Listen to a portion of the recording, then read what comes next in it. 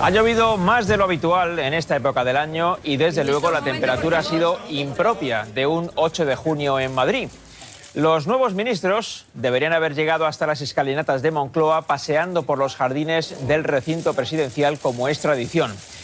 Pero ha tenido que ser en coche. No tenían que mojarse ni los ministros ni sus nuevas carteras. Ya dentro, Pedro Sánchez se ha sentado por primera vez en la silla de presidente en su estreno al frente del gabinete. La mesa del Consejo está ahora más poblada que en los tiempos de Rajoy porque hay más ministros que antes.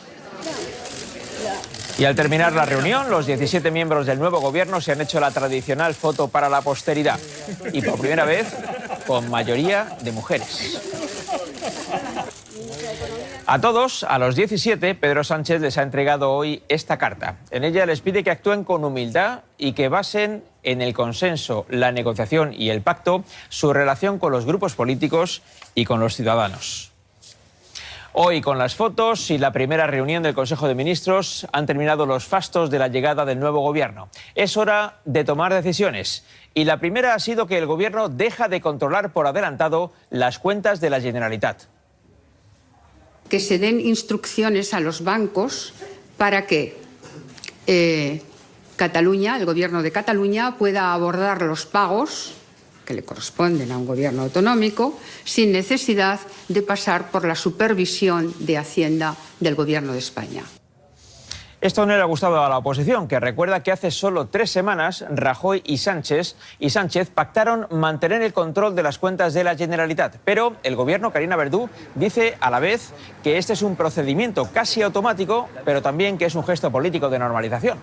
Sí, ese es el principal objetivo, normalizar la situación, pero el levantamiento de ese control financiero es algo que ya estaba previsto con la suspensión de ese artículo 155, lo pactaron Rajoy y Sánchez en su momento, pero para el gobierno es un gesto y creen que a partir de ahora todo va a funcionar bien, aunque van a estar alerta y pendientes de determinadas carteras para evitar que se destine dinero a ese proceso independentista. Esta misma tarde Pedro Sánchez ha llamado a todos los presidentes autonómicos, entre ellos el catalán Quim Torra. Con él ha quedado en verse pronto, aunque todavía no ha trascendido cuándo será esa reunión.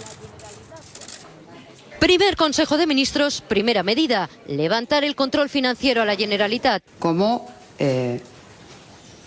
gesto de normalización política y además con la confianza, de que funcionará bien. Un gesto hacia el presidente catalán con el que Sánchez tiene previsto reunirse en los próximos días.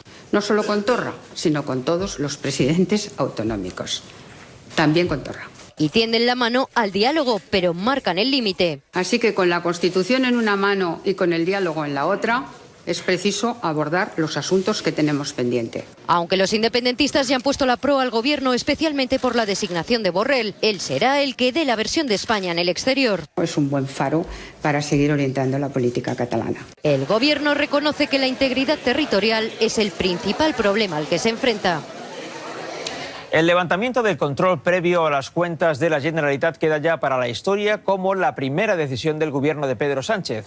Pepe Torrecilla, los partidos de la oposición consideran que este es el pago del PSOE a cambio del apoyo de los independentistas a la moción de censura. Sí, tanto Ciudadanos como el Partido Popular se han mostrado muy críticos con esta decisión del gobierno de Pedro Sánchez, que algunos han calificado como primer error. Dicen estar preocupados y por eso han solicitado al presidente del gobierno que comparezca en el Congreso de los Diputados para explicar cuál es el precio que tiene que pagar por el apoyo de las formaciones independentistas en la moción de censura. Sin embargo, desde el Ejecutivo catalán señalan que el levantamiento del control de las cuentas responde a una obligación legal tras el fin del 155.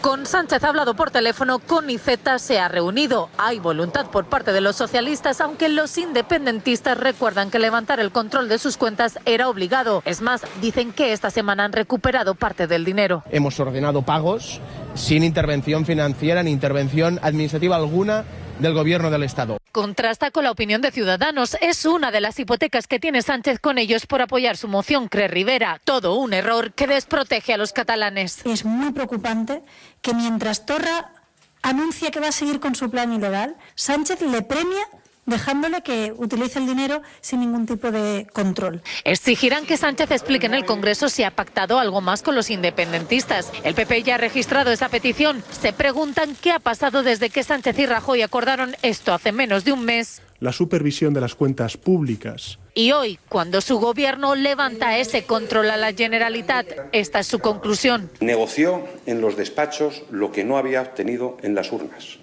Hoy empezamos a conocer cuál es el precio de esa negociación. Una clara falta de respeto, creen a los españoles.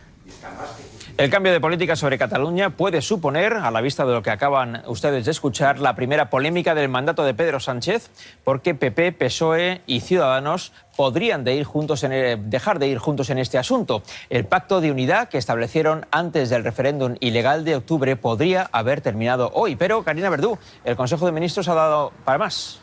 Sí, hoy era el día de los ministros, de las fotos, de estrenar carteras y de subir esa escalinata del Palacio de la Moncloa. Por primera vez se notaban los nervios, hablaban de la lluvia, de esa lluvia que ha obligado a cambiar los planes y a posponer esa foto de familia prevista para primera hora de la mañana. Una foto donde predominaba el rojo, sobre todo en la corbata de Pedro Sánchez y en la chaqueta de algunas de las ministras. En la rueda de prensa posterior, la ministra de Educación se estrenaba también como portavoz del Gobierno y pedía a la prensa un poquito de paciencia, al menos en los primeros días. 10 segundos, 9... Los fotógrafos guían a los ministros que posan por primera vez, aunque algunos no lo necesitan. Conocen el recinto y bromean con la prensa.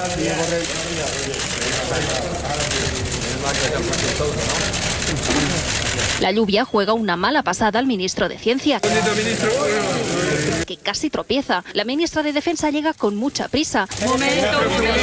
Bolso en mano y sin cartera. No es la única. Grande Marlaska incluso añade una mochila. Aún así, la cartera sigue siendo lo más buscado. ¿La pueden enseñar? Sentados ya en la mesa del Consejo, comentan con el compañero más próximo. Tras 2 horas reunidos, salen para el tradicional posado. La altura de Sánchez es de nuevo un inconveniente. Si ayer tapó a la ministra de Industria, hoy la que se queda casi sin salir en la foto es la portavoz del Gobierno. Una portavoz que poco después se enfrenta a otro reto, no menor, los periodistas. Tengan ustedes mucha diligencia, porque es mi primer día. Abre turno de preguntas. Vamos a empezar quizá por la izquierda. Y de esa dirección no se mueve. Perdón, sí, por ahí. Hasta que el secretario de Estado de Comunicación interviene. Corregido el detalle, sí, se despide. Y nos vemos la próxima vez. Agradeciendo a la prensa su comprensión. Uno de los partidos que ha ayudado a Pedro Sánchez a llegar a la Moncloa es Podemos, y su líder lleva días mostrando en ocasiones incluso su indignación, desde luego su enfado. Considera que el presidente ha ignorado a quienes le han llevado al poder. La portavoz del Gobierno ha intentado rebajar tensiones, pero a Pablo Iglesias ese enfado no se le pasa. Nos gustaría es que se prescindiera de las etiquetas, en general digo esto, y que dejaran trabajar un poco a este Gobierno, porque no vamos a disponer de los 100 días, pero una semana. Quien caiga en la arrogancia de pensar que uno puede gobernar solo con el peor resultado electoral de la historia de su partido, pues seguramente no estará a la altura. Y quizá le suene la cara de este hombre. Se llama Iván Redondo. Acaba de ser nombrado jefe del gabinete de Pedro Sánchez en la Moncloa. Es un experto en comunicación política y ha sido colaborador habitual en medios de comunicación. Por ejemplo, en el programa Espejo Público de Antena 3. Su recorrido profesional es curioso porque Iván Redondo trabajó para algunos dirigentes del Partido Popular antes de ser contratado por Pedro Sánchez para ayudarle a diseñar una estrategia que le permitiera llegar a la Moncloa. Y allí están los dos desde hoy. Hace año y medio Sánchez cerraba sus cajas en el Congreso, pero ese adiós como diputado fue temporal porque en la resurrección No es no. en el lema con el que se ganó las bases tuvo mucho que ver este hombre. Acierta Pedro Sánchez, muestra una nueva etapa de un nuevo Sánchez. Este consultor de comunicación que por primera vez, y no es lo habitual, será jefe de gabinete Moncloa, con un presidente con el que lleva meses colaborando. Y Pedro Sánchez ha sido el proactivo. Un trabajo discreto y en la sombra, asesorando y gestionando su imagen que Redondo ya aplicó antes con otros políticos, como Albiol. Se convirtió en alcalde de Badalona tras una campaña muy dura contra la inmigración irregular, o como el líder del PP Vasco en 2009, llave para hacer Lehendakari a Patxi López. José Antonio Monago, del PP, contrató a Iván Redondo para convertirse en presidente de Extremadura y sus golpes de efecto. Me gusta el rap, me gusta el rock. Estrategia nunca antes vista, tuvo resultado. A veces hay que perder en política, no olvidéis esta frase, para ganar. Más que una frase, su lema preferido, y quizá también el del presidente, que le ha elegido como su mano derecha. Ayer fueron las grandes protagonistas del día junto a los 17 nuevos ministros del Gobierno de España. Hablamos de las carteras de cuero que se fabrican específicamente para cada uno de los miembros del gabinete. En realidad la cartera es un símbolo porque no todos la acaban utilizando, pero desde luego es una tradición de los gobiernos españoles desde hace ya décadas. Esther Vaquero. Sí, porque en otros países los traspasos de un ministro a otro se sellan con un simple apretón de manos. En España las carteras tienen su historia. Un negocio familiar de Madrid lleva 4 décadas fabricándolas desde el inicio de la democracia. Cada una pesa unos 4 kilos y cuesta unos 1.000 euros.